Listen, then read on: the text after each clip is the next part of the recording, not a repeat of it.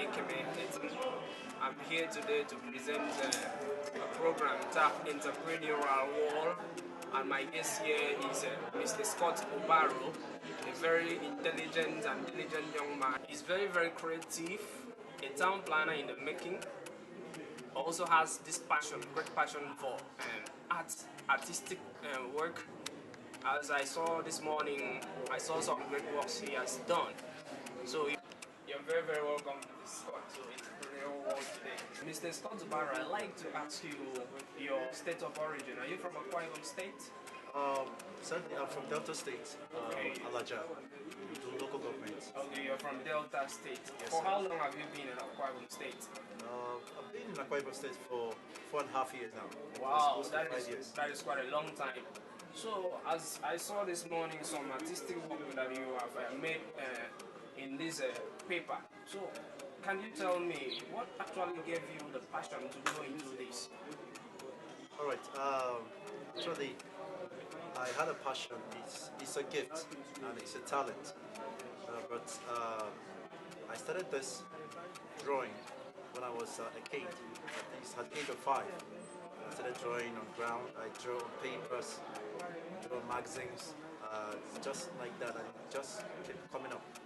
So, but during my college days, like when I was in secondary school, I was still drawing, and some drawing I did, and like my colleagues, my friends, they were so motivated. Like they were like, "Wow, you're good at this, you're good at that." So, but generally, it's a gift, and the passion is just there. So, until I gained admission into the University of Rio, I think that was 2014, 2015 session. When I came to the school, I had to enroll myself into one of the courses of an original planning. Though I never considered taking the fine art as a course, simply because I didn't do that as a subject in my secondary school. So the passion is just there, and it's just there for me. And one of the things that motivated me into this artwork is when I see people that are into it, and they're far more better than I am. So I just put myself to meet them and just ask them some questions, the ways to improve in my artwork. They give me tips. These are guys of the same level that I am. So fortunately for me, I got the tips, and everything they encouraged me to buy, the materials, the art materials, and every other thing. I bought them, irrespective of the fact that I have other things to do. Yeah, I bought those things, and it helped me. But there came a time when I was not able to carry out my artwork. It's because of my course of study. Okay, urban and regional planning is all about trying to make the environment sustainable for human habitation. But one of the things that encouraged me to remain in the profession is the design aspect of the course. And aside that, there's so many other interesting things about the course. But that aside, the artwork is something I love so much. It's just a thing that I can't just do for a week without. I can't do without it. And it just keeps me going. And one major challenge I do have is one of the major challenges I do have in artwork is the tools. But there's some tools that are so expensive for you to buy. Yeah, so many of them are so expensive for you to buy because you really need to create something good. Mr. Scott Obaro, I'm very, very much impressed with your response. Okay, now I'd like you to expatiate more on the technicalities behind this artwork, because what I'm seeing here, I'm seeing very beautiful designs here. I'm seeing a lady, and also see a lady here with in a bathroom. So what are the tools? What are the technicalities in doing this, in achieving this? Wow. There's so many techniques in getting what you want in an artwork. Many techniques. As a matter of fact, it's a big challenge. If you really want to go into an artwork, you want to bring out something crazy, something realistic, you realistic drawing, hyper-realistic drawing. It has to do with patience. Patience, despite the fact that you have the tools available for you to use, but this major virtue, which is patience, is paramount. Now, when you've got patience, okay, you can be able to achieve the major things you want, like what's saw here, detailed drawings. Detailed drawings, realistic drawing can be achievable just with the same patience. Yeah. So when you have this patience, you can be able to achieve the best drawing you least expected. And another thing is the application of the tools. Actually, you need to understand the basic concepts, the basics, how to achieve a very good drawing, maybe an eye-catching drawing. For instance, you have a paper, the kind of paper you use. And there's several types of different types of papers. You have Bristol Soft, you have alabaster paper, you have you also have needle point as well. And you can also make use of pencils. These are pencils that that are very good. You have a graphite pencils, you have a charcoal pencils, you have a mechanical pencils. All this can help you achieve a better drawing.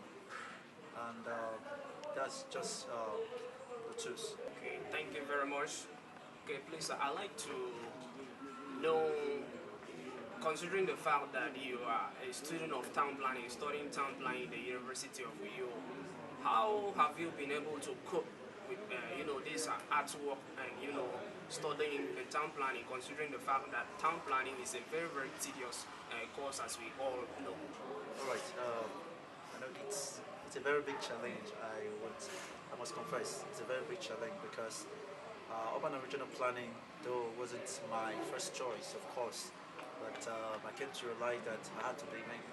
So the challenge on it is, though it's a broad course, it's a very broad course, but one thing I do observe is, I must say, is that your passion, when you're passionate about something, you can, that passion keeps driving you. It's like a drive, okay? Despite the fact that you're doing something else, and you just feel restless. You just feel so restless about it.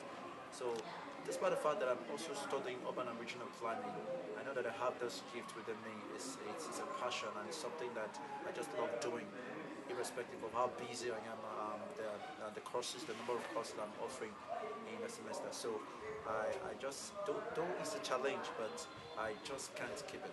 Okay, Mr. Scott, I'd like to know, have you been engaged in any competition regarding this your line of interest? Okay, first the competition. I've not engaged myself in any competition yet when it comes to artwork.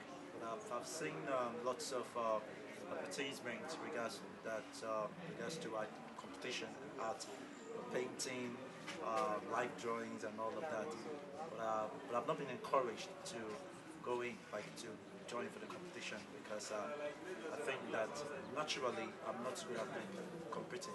I don't like competition, but I think maybe someday, anyway, I might go into it. Okay, in addition to my previous question, I'd like to know who have you been able to make this artistic work for? Because I've been able to see one prominent gospel artist there by Mr. Elijah, by name Mr. Elijah.